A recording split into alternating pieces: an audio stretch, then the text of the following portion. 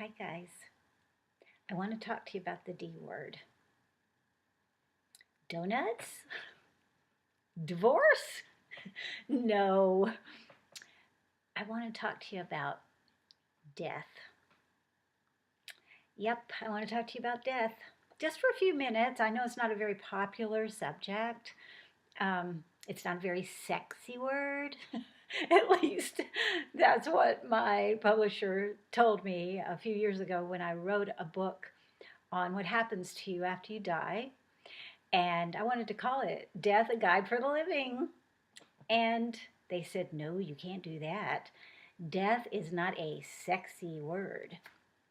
So I'm going to talk about it anyway, even though it's not a sexy word, okay? Death. Mm-hmm. It's not a very popular subject, that's for sure, especially in Western civilization. You know, indigenous people are they're very accepting of death.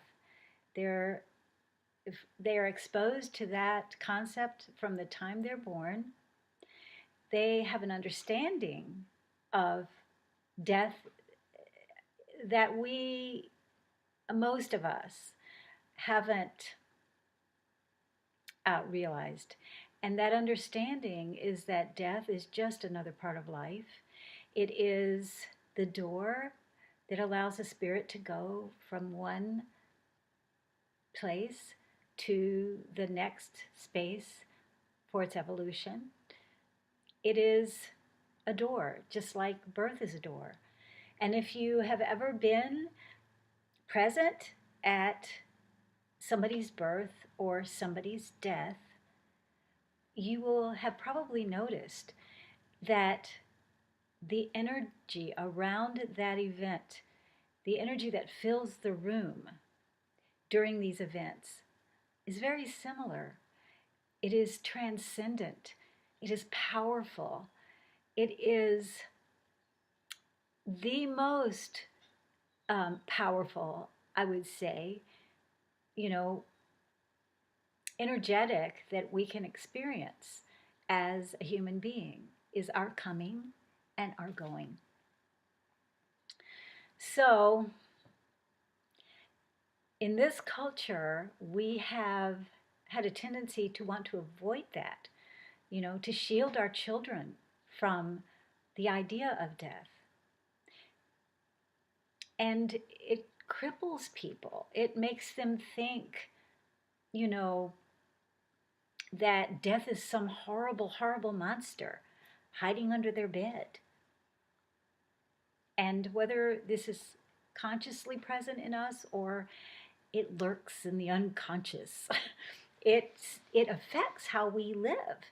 It limits our ability to be full force into life. It limits our understanding that each moment here on this particular earth plane is precious and to be lived to the fullest, to the fullest.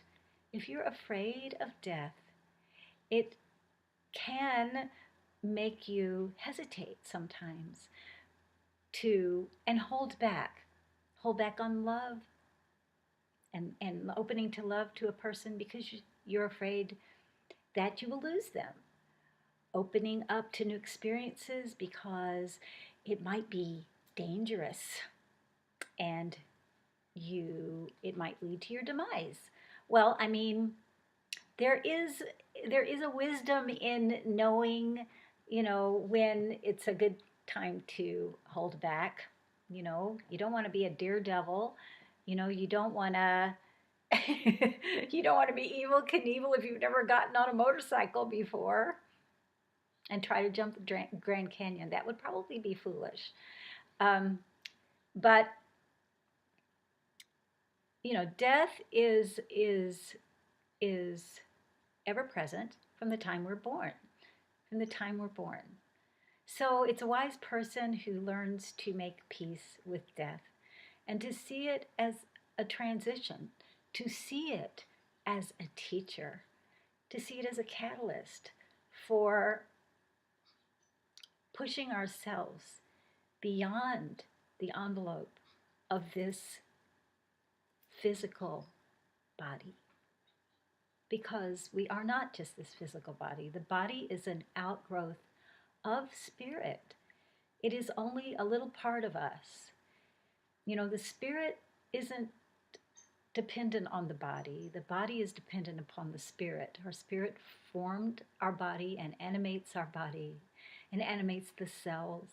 It's the part of us that is not separate from the universe, from the creator, from everything that is. It's the part of us that is in constant communication with that awareness. You know, the part of us that doesn't know that is up here. It's the intellect, it's the brain, it's the organic computer in our head. It's not real, you know. Well, I mean, it's real, but it doesn't, for sure, does not have the whole picture. It only has what it has been programmed to see. You know, we come in with an understanding of a lot of things, and then we are programmed to forget that wisdom, to forget that understanding. You know, and if our culture doesn't support wisdom, this wisdom about being human, about being, as the native people say, true human beings, if we aren't supported by those truths, if those truths are systematically replaced by information that's based on limitation and delusion, then we can forget. We can forget what we know in our soul to be true, which is that death is not an end. Death is a beginning. There's a story about Buddha. I want to share that with you. This is kind of cool. It's a legend. And what it says, it talks about Buddha's life when he was a child. And when he was a child, he was born into a very wealthy family, a very privileged life. He was treasured. He was the dearest treasure of his family, and they were very protective of him. And they wanted him to only experience beauty and joy and never to be afraid and never to see anything that was hard or anything that would cause grief or suffering. They tried to protect him from that. And so he lived the entire part of his youth in a beautiful palace and a walled garden. And he was never allowed to leave that protected environment. And one day, when he was probably, I would say, a teenager, I'm just guessing, you know, like 13, because that's what happened. That's an age that, you know, a lot of times these awarenesses come to us. We're old enough to be able to start to